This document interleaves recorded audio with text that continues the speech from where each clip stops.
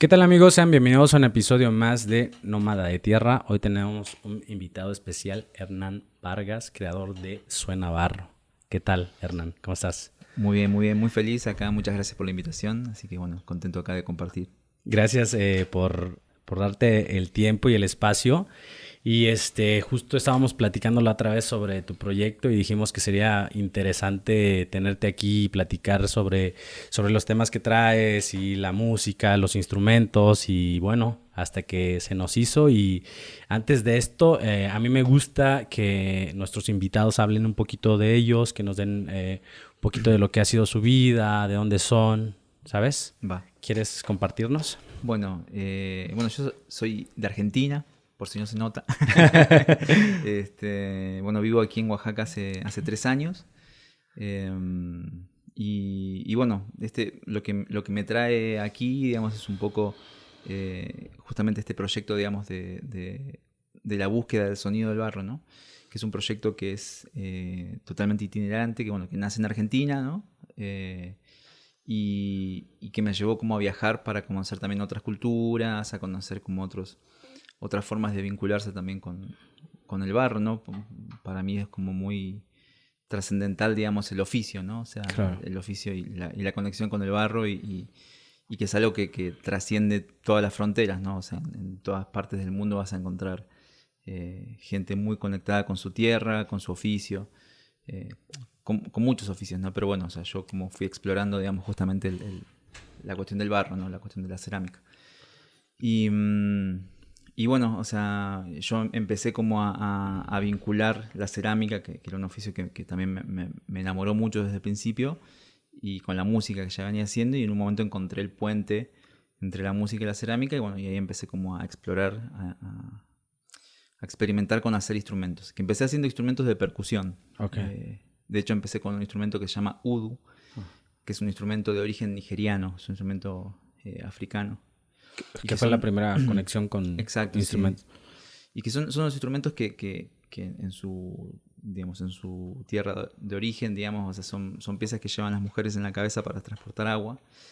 Y que tienen una Ajá. leyenda que dice bueno, que cuando a una de estas mujeres se le cae una de estas piezas, se le rompe y ahí como que descubren la beta sonora del instrumento. Bueno, y en algún momento ese instrumento cruza Occidente y ahí se convierte en un híbrido, ¿no? Okay.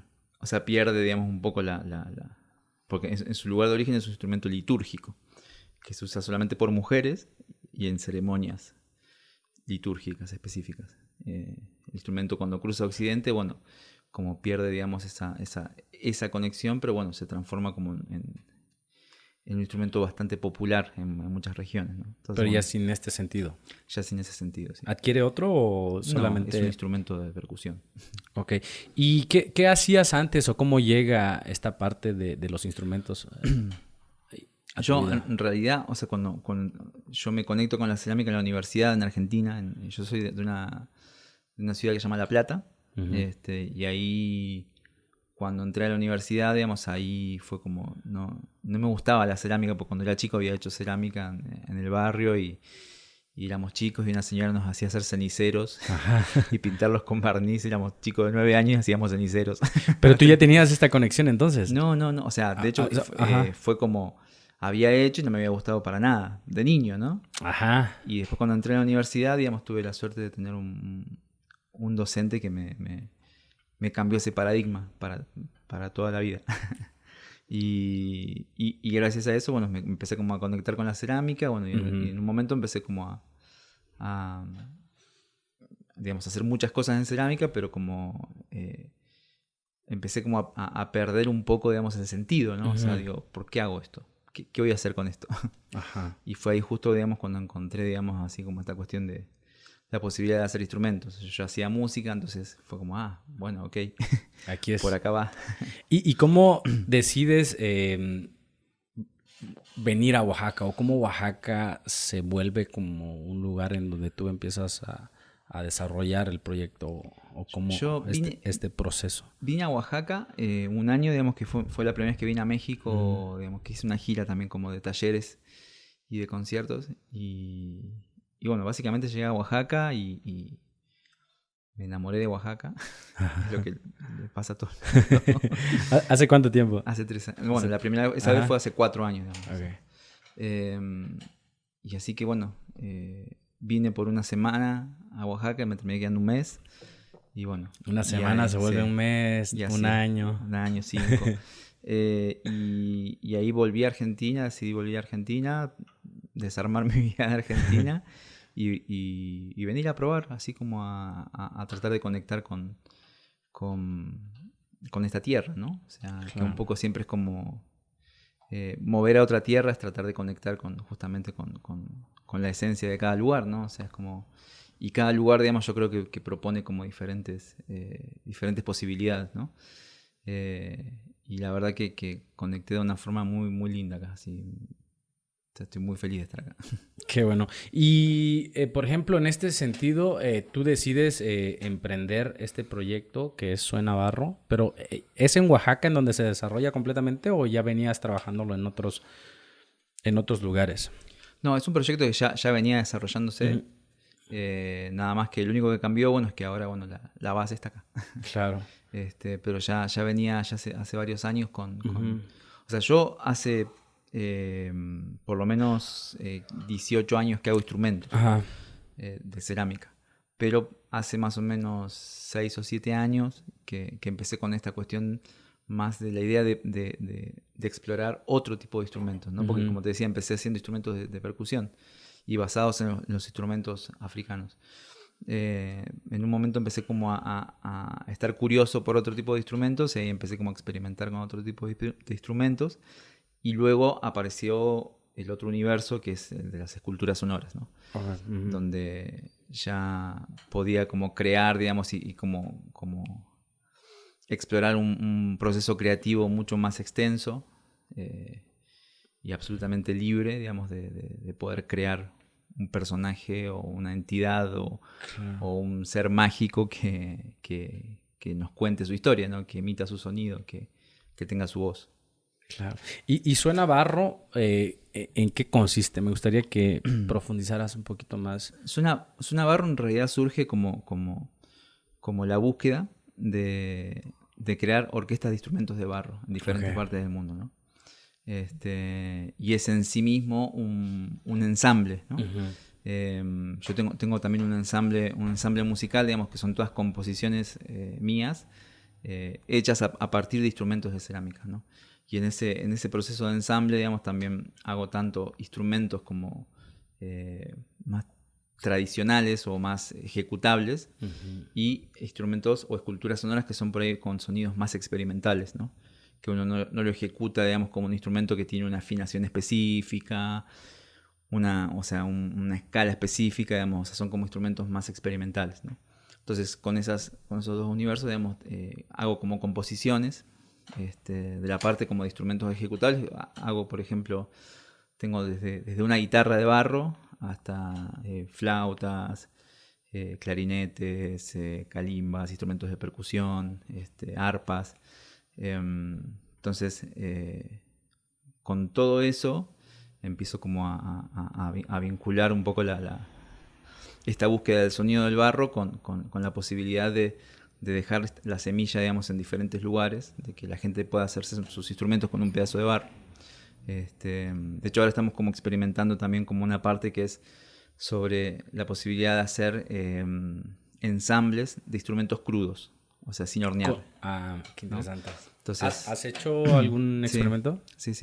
Estamos haciendo como ensambles así como, sobre todo, o sea, básicamente de instrumentos de viento. Que la cualidad es que, por ejemplo, los instrumentos de viento de barro son los únicos que suenan crudos, ¿no?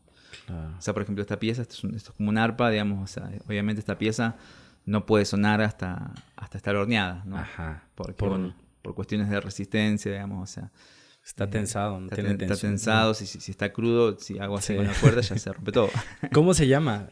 Ya que tocas el tema. Y esta es como una cabeza arpa. Una cabeza arpa. Cabeza arpa. Cabeza arpa. Pero bueno, como que a veces como encuentran su nombre. ¿Tú les vas dando nombres? Sí, a veces aparece su nombre, a veces no, y es como un poco... Están en la búsqueda. Sí. Sí, de hecho todas las piezas que hago son como muy experimentales también, ¿no? O sea, ninguna pieza que hago está hecha a partir de un plano, digamos.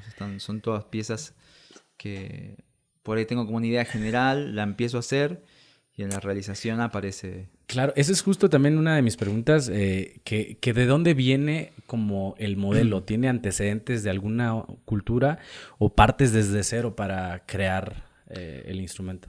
Parto totalmente desde cero. O sea, de hecho, no, hasta que no aparezca la entidad o el Ajá. personaje, no lo conozco. Eh, eh, O sea, va eh, apareciendo, se manifiesta en el barro realmente. No, realmente no boceto las piezas, no me baso en alguna iconografía o en alguna. Obviamente siempre uno internamente, digamos, tiene, obviamente, eh, sí, aportaciones claro, de de antecedentes todo de... lo que uno ve, de todo lo que uno le interesa, digamos, de alguna manera está como. Son imágenes pasivas, ¿no? Que están en algún punto y que aparecen, pero voluntariamente realmente no tienen una conexión con ninguna cultura. Porque también para mí lo que es súper interesante y lo que es muy hermoso es que, o sea, este proceso creativo te da la posibilidad de, de crear el personaje que se te ocurra, ¿no? O sea, o el que vayas encontrando, ¿no? O sea, no hay límite en ese sentido, ¿no? Entonces, eso es súper interesante. O sea, Claro, y el tiempo, bueno, tengo dos preguntas aquí. El mm. tiempo y el proceso creativo. O sea, ¿cuánto puede durar una pieza? O sea, Eh, ¿cuánto puedes durar, qué tiempo necesitas para hacer una pieza y cuál sería el proceso? Ya mencionaste un poquito sobre eso, pero me gustaría saber. Realmente es como muy aleatorio eso, Ajá, digamos. O sea, hay veces piezas que se hacen en 2 días y hay veces ajá. piezas que llevan meses. O sea, es como, depende mucho, digamos, de cada momento, de mi momento de conexión. O sea, obviamente uno no tiene siempre el mismo momento de conexión, el mismo momento de fluidez, ¿no? Ajá. Entonces, realmente es una pregunta muy difícil de responder siempre. Claro. Por ejemplo, cuando sientes que una pieza ya está terminada, porque también puede ser que en el tiempo ya tengas un resultado, pero no sé si necesitas afinar cosas o cómo te sientes. Sí, en realidad, digamos, o sea, es como voy haciendo como concesiones, ¿no? O sea, no, también como son instrumentos o esculturas sonoras, digamos, muy experimentales, no necesariamente están como basadas por ejemplo, en una afinación, ¿no? Ujú. A veces sí, a veces no, digamos, o sea, es como que cada pieza tiene como su carácter, ¿no?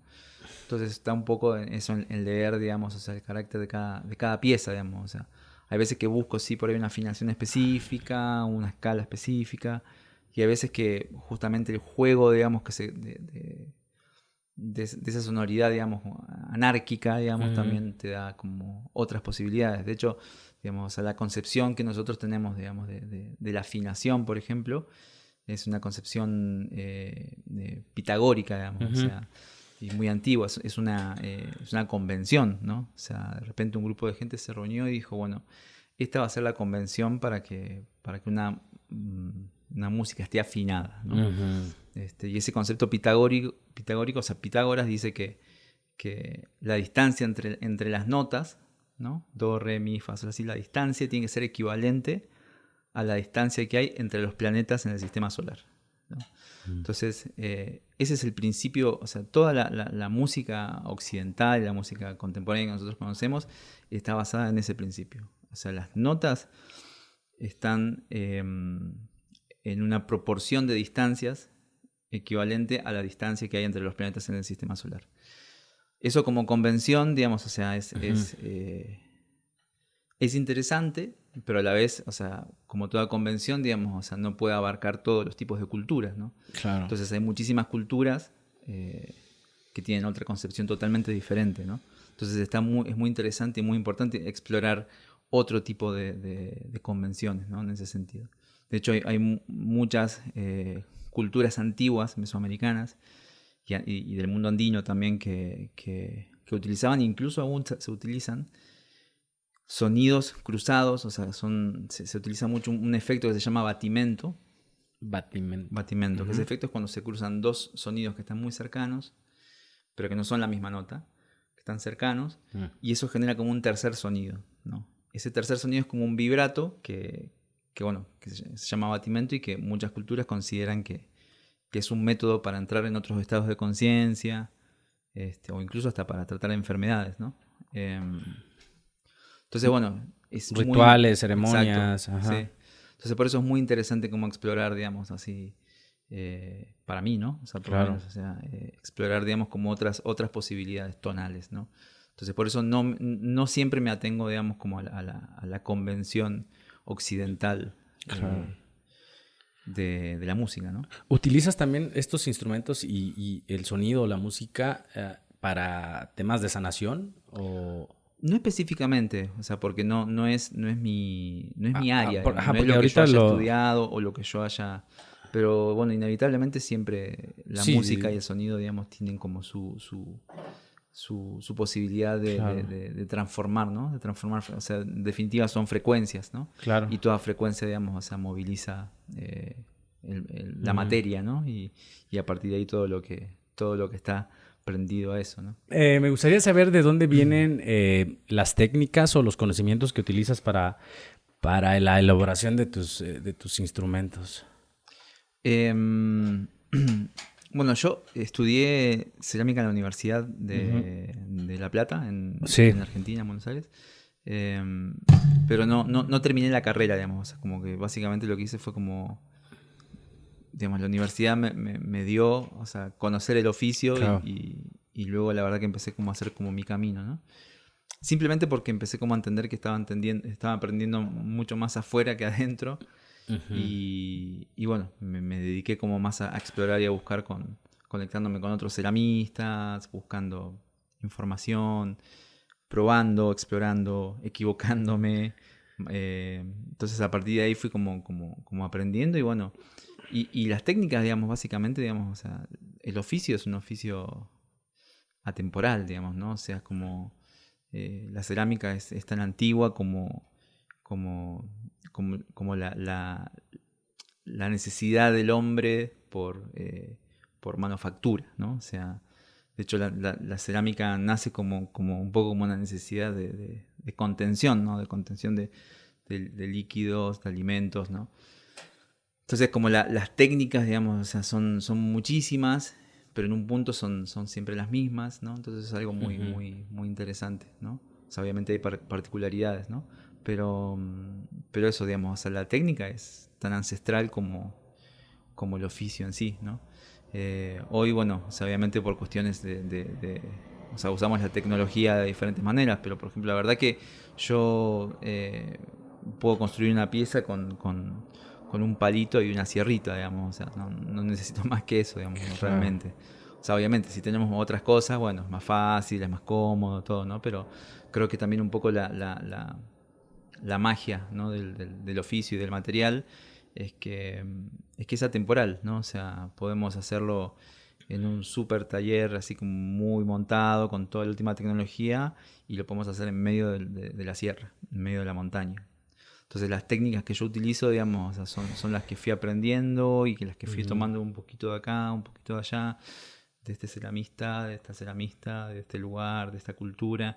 Entonces eso es como uno va haciendo como un poco una mezcla de técnicas, ¿no? Claro, Y va encontrando la propia también, ¿no? claro. Porque también, a veces yo siempre digo cuando doy talleres, siempre digo que todos los oficios tienen como este vicio de marcar caminos correctos y caminos incorrectos, ¿no? Sí. O sea, por ejemplo, esto se hace de esta manera, si lo haces de otra manera está mal.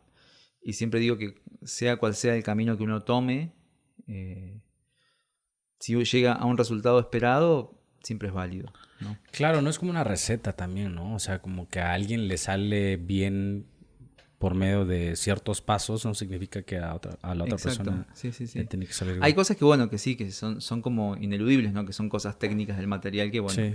eh, Y eso que mencionas también, es importante la parte académica, ¿no? Ponerte a estudiar, entrar en la universidad, pero la contraparte o la otra parte, más que contraparte, sería ya la experimentación, ¿no? sí. Empezar a desaprender también algunas cosas que tenemos en la escuela y empezar a aprender por medio de prueba y error, ¿no? Para mí son las dos exactamente igual de importantes. Exacto. Y pueden tomar más peso una u otra, depende de los intereses y las necesidades de cada uno, ¿no? Entonces, eso también lo hace como más abierto, digamos, el abanico de posibilidades, ¿no? Claro. Entonces, a partir de ahí, digamos, uno puede ir encontrando su propio camino, ¿no? Eso también es lo importante. De hecho, la primera vez que vine a Oaxaca, de hecho, digamos, o sea, como fuimos a conocer a unas maestras alfareras de ahí de Alzompa, a Rufina, digamos, como... y de repente me dicen, no, porque queman las piezas en 45 minutos. O sea, no. O sea, mi mente dijo, no puede ser. Me está mintiendo. Y claro, hasta que lo ves y decís, wow, esto es desaprender todo lo aprendido hasta hoy, ¿no? O sea, porque... Y hay toda una institución, toda una universidad que te va a decir que respalda. que eso no es posible. Y acá digamos, una señora alfarera en su casa lo está haciendo todos los días hace miles de años. Claro. Entonces, por eso digo que es importante, digamos, la cuestión de moverse del lugar, la cuestión de observar, la cuestión de conocer otras formas de trabajo, otras personas, otras culturas, y poder conectar, digamos, con esas diferencias, ¿no? Sí, y en ese sentido, ¿crees que ha aportado algún significado el conocimiento de Oaxaca a tu trabajo? Sí, definitivamente sí. Sí. O sea, o sea, yo creo que no...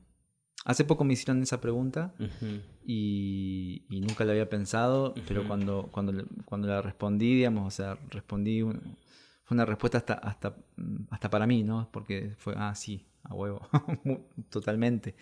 Porque sí, el contexto sí, definitivamente te modifica, ¿no? Y para mí Oaxaca es una tierra muy inspiradora, digamos, ¿no? Entonces, claro. a partir de ahí fue pero, o sea, como te decía, no directamente desde cosas puntuales, ¿no? Sino como que el contexto, digamos, en sí, digamos, genera, digamos, como otra vivencia, ¿no? Claro. Y a partir de esa otra vivencia, digamos, o sea, se despiertan otras partes. ¿Y colaboraciones? Por ejemplo, en este proceso incluyes a la gente local en algún proyecto específico. Sí, o sea, por ejemplo, cuando llegué estuvimos trabajando con las mujeres del Barro Rojo en Tlapasola. Ahora, bueno, con Rufi también empezamos como a hacer ahí como un proyecto de colaboración. La idea es como hacer piezas sonoras, digamos, con el barro y con la técnica y con la iconografía, digamos, de estos maestros alfareros, ¿no? Entonces ahí como hacer como un cruce, ¿no? Y también ahora está la idea de hacer también una colaboración con Don José y Teresita del taller Hermanos que Ven. Y bueno, la idea es como también hacer piezas en común, enseñarles a ellos también la técnica para hacer sonar instrumentos. O sea, que podamos compartir, digamos, el oficio desde ahí. Y bueno, y que nazcan piezas, digamos, de ese intercambio, ¿no? de esa unión. Claro. ¿Cómo concibes esta relación entre arte y artesanía en tus piezas, en tus trabajos? Es complejo, es una discusión compleja, muy antigua, pero yo creo que la división entre arte y artesanía, digamos, es como... ¿Cuál es el límite, Es bastante, ¿no? es muy compleja, digamos, y en definitiva también es un concepto bastante colonial en un punto, ¿no? Porque definimos, digamos, o sea, una pieza realmente, digamos, o sea, de hecho para mí es como hasta una lucha interna, ¿no? Hasta un conflicto, digamos. Yo creo que es importante también que exista el conflicto, ¿no? En las ideas, ¿no? Sí, claro. Porque eso es lo que nos pone, digamos, también en la posición de reformular nuestras convicciones, de rever nuestras convicciones y nuestras acciones, ¿no? Pero, por ejemplo, digamos, o sea, realmente, digamos, una pieza que por ahí, no sé, un artista, digamos, una pieza de barro que un artista puede vender en una galería a 50.000 pesos, el trabajo y el conocimiento para hacer esa pieza quizás es el mismo o quizás menos que una pieza que hace un artesano, digamos, como dentro de estos parámetros, Claro. que la va a vender a 150 pesos, ¿no? Entonces, eso ya es digamos, una situación muy compleja frente al oficio, ¿no? O sea, cómo encontrar el medio entre esos dos mundos, ¿no? Porque esta persona, digamos, que hace un trabajo, digamos, o sea, como súper antiguo y súper, quizás de generación en generación, pero bueno, también es una cuestión también de cómo cada uno hace uso, digamos, de los privilegios que tiene, ¿no? Entonces, por ahí las personas que, el maestro artesano que está chambeando todo el día en la maquila, digamos, o sea, necesita resolver unas cosas y por ahí otras personas piensan que necesitan resolver otras cosas, ¿no? Entonces es un tema complejo, pero súper importante de rever, ¿no? Continuamente, ¿no? Entonces ahí, digamos, es como preguntarnos también a nosotros mismos, rever, digamos, o sea, y sobre todo para mí hay algo muy, muy importante que es lo sagrado del oficio, ¿no? Claro. Y también, bueno, no sé, algo que puede ser es la forma de comercializar, ¿no? La mercadotecnia o también la forma de mostrarlo, ¿no? O sea, ahorita afortunadamente ya hay esta oportunidad de ver el trabajo que hay detrás de los artesanos, ¿no? Mm. Todo este proceso, de dónde viene. Y también se estaba valorando mucho más lo que ellos realizan o el trabajo que hay detrás de cada pieza, ¿no? No sé tú, bueno, ahorita también está esta situación en donde tú has trabajado mucho muy cerca con las comunidades y esta parte me gustaría saber tu opinión sobre lo que es Oaxaca real y cómo es el Oaxaca turístico, ¿no? Claro. Te menciono esta parte porque, bueno, es parte también de los temas que traemos a Sí, la sí, sí. mesa, ¿no? Sí, es un tema súper complejo Ujú. también. Y incluso, digamos, o sea, por ejemplo, a mí me pasa particularmente que yo es la primera vez en mi vida que soy extranjero, digamos. Ajá, Yo siempre viví, digamos, de hecho siempre viví en la ciudad donde nací, ¿no? ajá, Y es la primera vez que decido moverme a otro lugar, digamos, es aquí. Y sí, digamos, claro, me topé con un montón de conceptos nuevos incluso para mí, ¿no? O sea, como esto de la gentrificación, digamos, y cómo los lugares van sufriendo, digamos, un poco modificaciones en función de esos flujos, ¿no? Y de alguna manera también sintiendo la responsabilidad de yo también de alguna manera ser parte, digamos, de esa estadística, ¿no? O sea, claro. o sea, soy un extranjero que vengo a vivir aquí. Entonces, como en esa responsabilidad, digamos, o sea, tengo como mucho la necesidad, digamos, como de ir encontrando como la cuestión de poder eh, ser muy respetuosos con la cultura, con la gente de aquí, porque bueno, yo estoy muy agradecido con esta tierra, digamos, a mí me dio Mm, eh, ujú. muchísimo, digamos, estoy realmente muy agradecido y es algo como una necesidad de querer devolver, digamos, de alguna manera, ¿no? Como eso. Lo que yo veo es que a veces hay un capital cultural tan inmenso acá en Oaxaca y tan fresco y tan increíble que claro, digamos, o sea, bueno, se da mucho esta cuestión de saqueo cultural, de Claro. apropiación cultural, digamos, y que justamente, digamos, es súper complejo porque se da mayoritariamente, bueno, por gente extranjera, ¿no?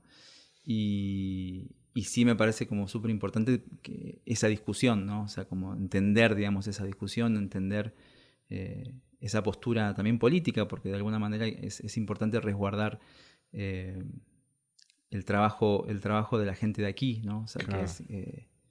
que para mí es increíble, digamos, ¿no? Y el hecho, por ejemplo, de cómo se fue reformulando la idea de, Mm, de la colaboración, ¿no? ¿Qué significa una colaboración? Eso es como un tema súper importante porque, bueno, mucha gente por ahí piensa que por ahí una colaboración es simplemente, digamos, o sea, no sé, hay muchos casos de diseñadores que vienen a las comunidades y nada, piensan que están haciendo una colaboración y simplemente, digamos, están como robando diseños de las comunidades y Claro. digamos, y poniéndonos en un mercado, digamos, o sea, totalmente ajeno y lejano, digamos, a las comunidades, ¿no?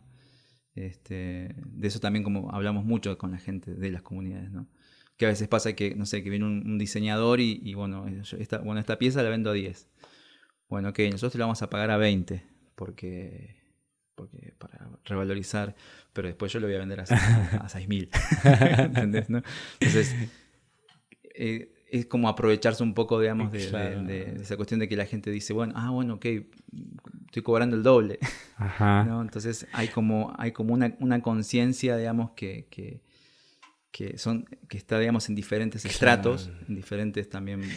Y es interesante porque hay un efecto dominó, pero que te alcanza. Sí, O sea, no tú, sino en general esta situación provoca que el costo aumente para todos, sí, incluso para el diseñador, sí, sí, porque le va a llegar a tocar otra vez sí, sí, y ya no va a agradar, ¿no? sí, ¿Por qué? Porque estaba en 10, lo vende en 20, lo compra en 20 y lo vende en 2,000, ¿no? Vamos sí, a poner sí, uno. sí, Pero de repente ya el costo ya no es 20, ya es 100 y después va sí, aumentando. sí, sí, Pero tiene este efecto de que, bueno, el artesano o el artista también se da cuenta de que pues, sus piezas valen, ¿no? Tienen un sí, valor y sí, sí, entonces sí, empieza a generar un efecto hacia todos lados, incluso hacia los locales, ¿no? Porque sí, no se conserva un precio para el local o un precio para el viajero, el turista o esta sí, parte, ¿no? sí, sí.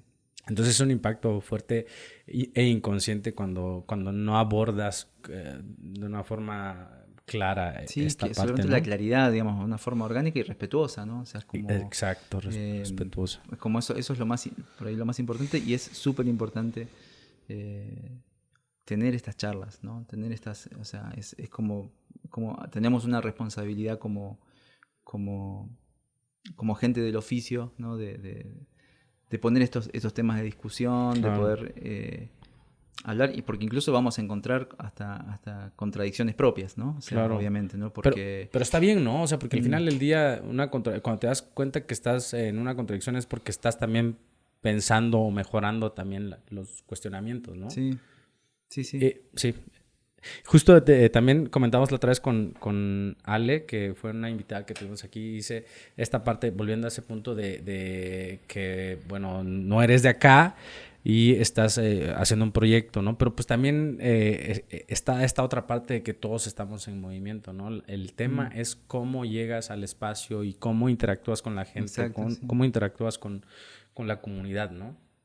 Sí, y entender que es otro tiempo, ¿no? Ujú. O sea, también a mí, digamos, o sea, me llevó mucho tiempo, digamos, por ahí entrar en ciertas comunidades, entender, o sea, esa dinámica, es como respetar también ese tiempo, ¿no? O sea, es como pasa mucho que, digamos, que por ahí venimos con tiempos de otros lugares, de otras ciudades, o sea, y acá los tiempos son diferentes, ¿no? Como son diferentes en otro lugar, digamos. Entonces, entender eso también es una forma de respetar eso, ¿no? Y entender que para formar parte realmente de esa comunidad, digamos, es mucho tiempo.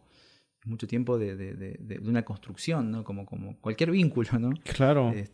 Y hay que meterle mucha chamba a eso, ¿no? Y de nuevo, mucho respeto. Porque va a haber un montón de cosas que por ahí vamos a errar porque o sea, como extranjeros, digamos, tenemos otra concepción muy diferente del mundo, ¿no? Ujú. Y para mí lo importante es como em, ser respetuosos y conscientes de ese proceso, ¿no? O sea, digamos, a mí me atravesó muchísimo, digamos, toda esta temática como extranjero aquí, ¿no? Porque, pues digo, es la primera vez en mi vida que soy extranjero en un lugar, o Ujú. sea, que vivo en un lugar siendo extranjero, y para mí estuvo muy intenso Ujú. y muy chido, ¿no? O sea, Y aquí en esta parte me gustaría saber cómo ha sido ese proceso de emprender en Oaxaca como extranjero, ¿no? Porque supongo que también para el local o para alguien que quiera emprender, hablábamos mm, con Jorge Pan, de Pan con Madre, sobre mm, esta situación, con Ale, bueno, con casi todos, porque también es un punto que abordamos acá como inspiración también para personas que quieren empezar algo, ¿no? Como mm, verla tener la perspectiva de local o de los amigos que están viajando, o cómo es el proceso, ¿no? ¿Quieres? Nosotros empezamos este espacio, bueno, en un momento muy particular, porque fue en medio de la pandemia. Fue en medio de la pandemia, lo cual nos también como era una locura abrir un espacio en medio de una pandemia. O sea, estaba todo cerrando y de repente nosotros estábamos abriendo un lugar, ¿no? Pero bueno, también encontramos como un poco un hueco ahí, porque no sé, pudimos conseguir con cierta facilidad un lugar, porque bueno, nadie estaba rentando nada. Estaba muy difícil, ¿no? Estaba muy difícil, entonces pudimos como armarla, digamos, de una forma más orgánica, ¿no? Entonces... ¿Qué es el espacio en donde claro, te encuentras ahora? Espacio Comal, ¿no? Espacio Comal, ese es el taller. Y bueno, y ahí fue como después, una vez que pudimos montarlo, digamos, o sea, fue como sufriendo muchas transformaciones, ¿no? Y bueno, y en ese proceso también eso fue también conocerte con una comunidad desde el lugar de abrir un espacio, también es otro mundo. Y ahí recibes en Espacio Comal te encuentras con otros artistas, sí, o con otros... Sí. ¿Y cuántos son? ¿O cómo es somos como 6, 7 personas, digamos, que habitamos el espacio. Y es un espacio también con una idea como más colaborativa, digamos, ¿no? Y también la idea del espacio es como vincular proyectos, ¿no? O sea, es un espacio que no sea solamente un taller donde se toman clases, se venden piezas, sino como un espacio de vinculación de proyectos, ¿no? Entonces buscamos como vincular lo que es la cerámica contemporánea con la cerámica tradicional de aquí. Entonces llevamos a alfareros aquí de la región a que den charlas, a que puedan contar de su trabajo, puedan vender su trabajo, puedan vincular también a otras personas que se muevan a sus talleres a tomar clases con ellos. Y bueno, y la idea es como seguir con esa dinámica, ¿no? Como un espacio de vinculación de proyectos también. Entonces, para mí es como también súper interesante eso y súper interesante como volviendo como esto de vincular, digamos, a las comunidades. O sea, es un espacio que está en el centro. Y bueno, también pasa mucha gente extranjera, ¿no? O sea, claro. porque ya el centro pasa mucha gente extranjera. Pero bueno, lo importante es conservar y como cuidar eso. Que yo digo que no estamos peleados con esa parte, ¿no? O sea, la difusión o el compartir de lo que se está haciendo en Oaxaca creo que es importante, ¿no? La forma en que se hace creo que tiene que ser lo ideal, ¿no? Porque pues obviamente el extranjero, el viajero, el turista, pues viene, hablábamos hoy en la mañana con un invitado que tuvimos también, sobre esta parte de mostrar la parte de la cultura, solamente la parte de arriba, ¿no? Como exacto. La parte fácil. Digo, si no hay chance de irte a lo más profundo, pues sí, date una vuelta, ¿no? Pero si tienes la oportunidad de conocer un pueblo, estar en las comunidades, claro. Visitar esa parte, está interesante porque existe esta idea de qué padre, ¿no? Hay que ver toda la parte de la Guelaguetza, pero si vas al pueblo y ves cómo es, cómo se come, cuáles son las necesidades, sí, entonces sí, te metes de una forma más consciente y más profunda, ¿no? Sí, por eso digo esto que nosotros, por ejemplo, procuramos hacer como charlas y cosas con la gente y procuramos que la gente que viene a la charla, digamos, que después vayan al taller de estos alfareros a aprender la conexión, con ellos, ¿no? O sea, claro, hacer las conexiones y buscar un poco, digamos, como esta red, ¿no? O sea, como claro. Desde el lugar de cada uno, digamos, a poder aportar y poder generar, digamos, o sea, como para mí la cerámica es un oficio muy, muy colectivo, ¿no? Entonces, desde ese punto, digamos, para mí es importante, digamos, o sea, como poder abrir esas oportunidades también. Sí, que es bueno, lo vamos a poner en la descripción, es en Mártires de Tacubaya, ¿no? El sí, espacio. Sí. Pueden pasar a visitarte y a ver los instrumentos y ver las actividades que tienen. Y bueno, me gustaría regresar ahorita a los instrumentos, ya nos fuimos de este lado, pero no sé si tú quieras comentar algo. No, pues, ahorita con nuestro público, aprovechando que tenemos público.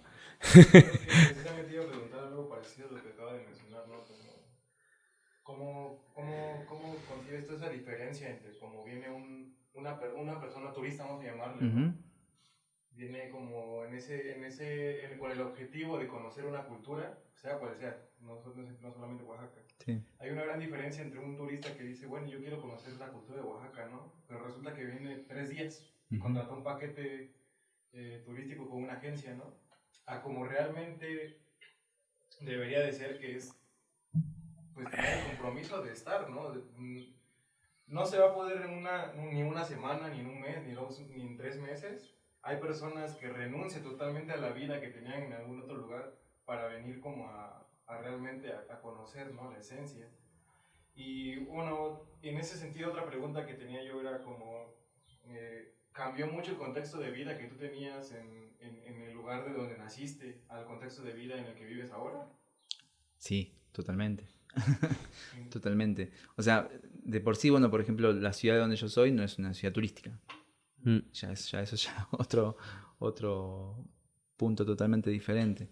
Y para mí también fue todo un aprendizaje, digamos, o sea, de cómo vivir en un lugar turístico, y justamente ver como estas diferencias, ¿no? Ver cómo funciona eso. O sea, conciencias que uno no tiene hasta que las vive, ¿no? O sea, de cómo funciona, digamos, el turismo, cómo impacta realmente, digamos, en la comunidad, ¿no? Entonces, para mí esto totalmente nuevo, digamos. Yo hace 3 años que estoy acá, que es poquito, es poco tiempo, pero ya te da una ya en esos 3 años ya puedo ¿no? hablar, digamos, como de un cambio, o sea, de un proceso. O sea, entonces, si yo en 3 años que estoy de acá y que recién estoy conociendo, digamos, esta cultura, porque realmente es algo muy profundo, ¿no? Conocer, digamos, profundamente una comunidad. Y puedo ver, digamos, ese proceso, ni me imagino, no quiero imaginar lo que es la gente local, ¿no? O sea, como es algo realmente duro, digamos, ¿no? Realmente... Y es darte la oportunidad también, porque puedes llegar a un lugar y hacer tu comunidad. Sí. Y alejarte de lo demás, ¿no? Sí. Y bueno... ¿Y qué crees que hace la diferencia? O sea, me comentas que tú no vienes de un contexto turístico, desconocías totalmente a lo mejor desconocías totalmente el impacto que el turismo tiene sobre un lugar. Sí. Pero ¿qué crees tú que hizo la diferencia de que tú llegaras a un lugar y dijeras, bueno, soy más abierto a percibir tanto lo bueno que nos trae el turismo como lo malo, ¿no? Tanto lo bueno que hay de generar relaciones humanas como lo malo. ¿Qué crees que tú, qué crees tú que es lo que hace la diferencia? Que hace que una persona que viene a lo mejor de Estados Unidos o de Europa no perciba eso, no quiera o no esté dispuesta. Bueno, o sea, hay cuestiones culturales también, digamos. O sea, hay diferencias culturales que son positivas y diferencias culturales que son negativas, ¿no? O sea, yo creo que como latinoamericano, digamos, o sea, por ahí estamos un poco más abiertos, digamos, a entender ciertas situaciones. O sea, yo lo que veo que, digo, es muy complejo generalizar, ¿no? Pero sí creo que como latinoamericanos tenemos como una cuestión común, ¿no? Que es esta cuestión que todos la armamos de abajo, ¿no? O sea, en un punto, ¿no? Y esa cuestión cultural, creo que, por ejemplo, las culturas, o sea, las sociedades que tienen como sus necesidades básicas cubiertas de base, o sea, ya como en Europa o como quizás la mayor parte de Estados Unidos, digamos, eso como es muy clave para entender también para tener cierta apertura, digamos, a poder observar o a poder ver quizás lo incómodo o como trascender, digamos, como una barrera para conectarse con un otro, ¿no? Con un desconocido, ¿no? Eso creo que es algo clave, digamos, y esta cuestión también es como toda una trama súper compleja, digamos, o sea, que yo te digo, estoy como, o sea, en estos 3 años para mí fueron como muy intensos, ¿no? Entonces, de hecho, aquí también como se da como una cuestión, digamos, hay como es un momento, digamos, así como creo que bastante clave, ¿no? En cuanto a cómo tolerar ciertas cuestiones de esas diferencias culturales, por ejemplo, las negativas, y hay una reacción, ¿no? Hay una reacción hacia el extranjero, hay una reacción hacia el blanco, ¿no? O sea, como súper intensa, ¿no? Y como también esta idea como del blanco privilegiado, que es real, digamos, ¿no? Yo, bueno, soy blanco y me considero una persona privilegiada, pero yo soy, por ejemplo, yo soy de una familia súper humilde. Yo hasta mis 18 años vivíamos con mis papás en una casillita de madera, ¿no? Entonces, a veces es muy loco para mí, digamos, o sea, como a veces como me tratan de güero, digamos, así, no, tu güero, güey, o sea, yo la armé muy de abajo, güey, o sea, y estoy, o sea, muy feliz con mi historia, ¿no? O sea, no es algo, no es una historia así como, a mí me pasó, que pero vengo de un lugar, o sea, vengo de una familia súper trabajadora, o sea, nunca nos faltó nada, porque la verdad que mis papás hicieron que nunca nos faltara nada, pero vengo de una familia súper humilde, súper humilde. Y lo digo siempre con mucho orgullo, ¿no? Porque en ese contexto mis papás hicieron todo para que nunca nos faltara nada. Pero bueno, yo la tuve que armar bien de abajo, ¿no? Entonces por eso a veces es como, es súper o sea, chocante para mí al principio era como esta cuestión de, no, pero tú eres un güero, así como... Sí, ya está la etiqueta, ¿no? Sí, que entiendo el conflicto, lo entiendo y me Ujú. parece lógico que suceda, pero bueno, es toda una chamba, ¿no? Como de entender, digamos, como por eso ese momento es un momento muy especial, ¿no? Porque Claro. realmente ya no se están tolerando esas cosas. Sí. O sea, las cosas de las diferencias, o sea, las diferencias sociales generan violencia, digamos, es inevitable, ¿no? Entonces, a partir de ahí creo que es importante la charla, ¿no? Por eso digo que es importante la charla, es importante, digamos, la discusión, ¿no? O sea, al respecto. O sea, y yo como extranjero y o sea, yo no sabía que era güero hasta que llegué aquí. O sea, Generarlo, ¿no? O sea, ajá, perdón. no, sí. Generar la conversación desde un punto de vista, creo que sano, ¿no? Claro, exacto. ¿No? Sí, Es como, tampoco de una forma agresiva, porque estaríamos yéndonos hacia el otro sí. extremo, Mm. pero ponerlo en la mesa y Sí. charlar, creo que nos hace como que ver los cuestionamientos de una forma más clara, ¿no? Sí, más clara y más real, ¿no? Porque... Sí, porque, o sea, a veces sucede con esto, digamos, que se da como una cuestión por ahí más radical y por ahí, que por ahí no es la forma que por ahí yo imagino como más sana, ¿no? Pero aún así la entiendo también, ¿no? Sí. Porque entiendo que hay un hay un proceso de que no empezó hace 10 años, ¿no? Se empezó hace cientos de años, ¿no? Claro. De saqueo, o sea, como... Entonces entiendo, digamos, ese enojo. Pero bueno, o sea, me parece como muy importante empezar como a tirar, digamos, hacia la discusión más sana, ¿no? O sea, igual también soy consciente de que ningún cambio social en la historia de la humanidad se hizo a palmaditas, ¿no? O sea, Claro. pero bueno. hay que empujar un poco. Pero bueno, ahí está como un poco en la contradicción también nos encontramos mucho a veces, ¿no? Sí, Hernán, me gustaría regresar un poquito ya al tema de los instrumentos, porque sí me gustaría, si hay chance de escucharlo ahorita. Sí, claro. Y tengo ya de las últimas preguntas, que es, también utilizas el agua, ¿no? Yo estaba viendo unos videos ahí bien padres, en donde sumerges el instrumento o está adentro. ¿Cómo integras este elemento? ¿Cuál es el origen? Sí, para utilizarlo dentro de tus instrumentos. Yo, por ejemplo, las esculturas hidráulicas, que son el funcionamiento con agua, digamos, son piezas que están basadas en piezas mesoamericanas y del mundo andino, sobre todo de la región de Ecuador, que hay que son las vasijas silbadoras, que son unas piezas que llevaban agua, son piezas de 4.000, 5.000 años de antigüedad que se descubrieron, que son unas piezas que llevan agua adentro, ¿no? Y cuando uno mueve la pieza, el agua pasa de un conducto a otro y eso empuja un flujo de aire y activa un sistema de silbatos. Yo conozco ese sistema por medio de unos amigos que hicieron toda una investigación en Ecuador y me fascinó y bueno, ahí empecé como a reformular. O sea, me basé básicamente en el sistema, digamos, ¿no? Entonces empecé como a explorar esculturas sonoras hidráulicas de inmersión, digamos, que no es no es el sistema antiguo, ¿no? O sea, lo único que es igual es el sistema de lo hidráulico, el agua empujando aire, ¿no? Entonces empecé a reformular eso y empecé como a experimentar con eso, con piezas contemporáneas, ¿no?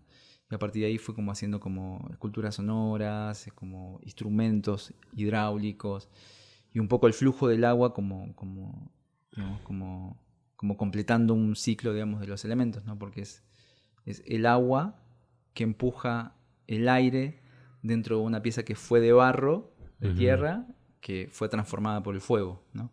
Entonces es como, incluso conceptualmente, digamos, es como un círculo ahí como bien interesante. Y bueno, y eso, a partir de ahí fue como experimentando y explorando, como te digo, todo el trabajo que yo hago es como a partir de o sea, la base de todo para mí es la exploración.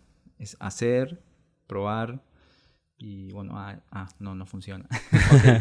Dos pasos otro, atrás. sí, hacer otro y bueno, acá sí. Y así como el proceso de aprendizaje un poco es así, ¿no? Como mi proceso de aprendizaje, ¿no? Después siempre digo, cualquier proceso de aprendizaje es válido, ¿no? O sea, siempre que nos lleve a un resultado, ¿no? Pero bueno, el mío es como muy en la exploración. Claro. Y bueno, no sé si quieres agregar algo más y no sé si hay el chance o la posibilidad de escuchar alguno de estos instrumentos que por traes. ejemplo, puedo mostrar como esta es Ajá.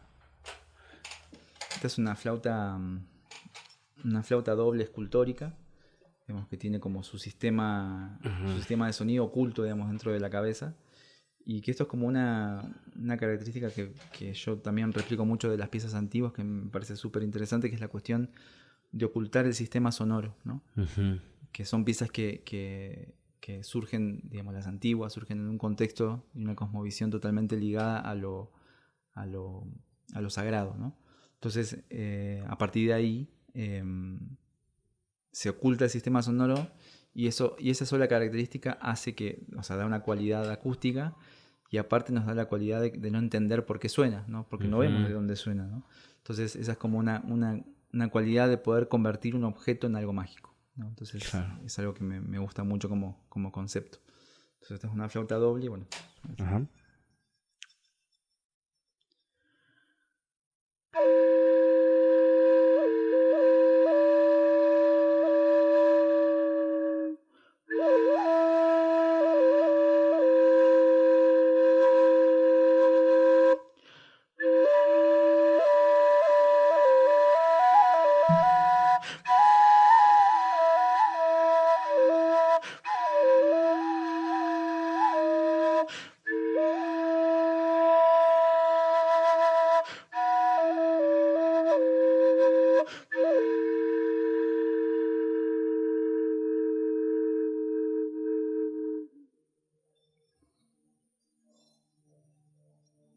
O sea, muy padre.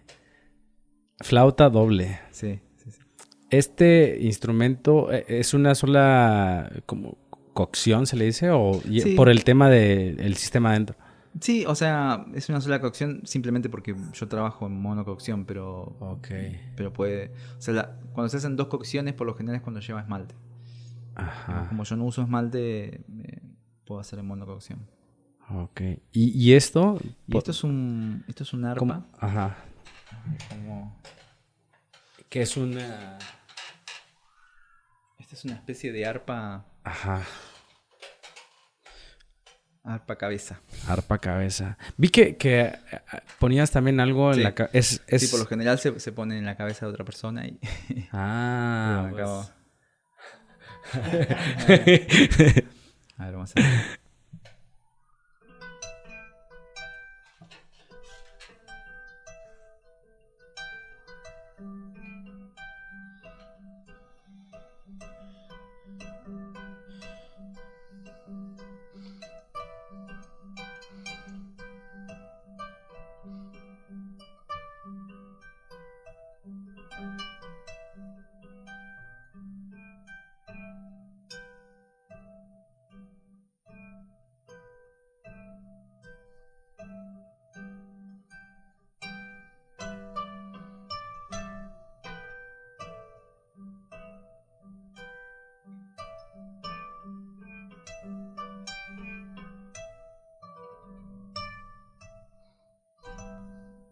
Qué chingón.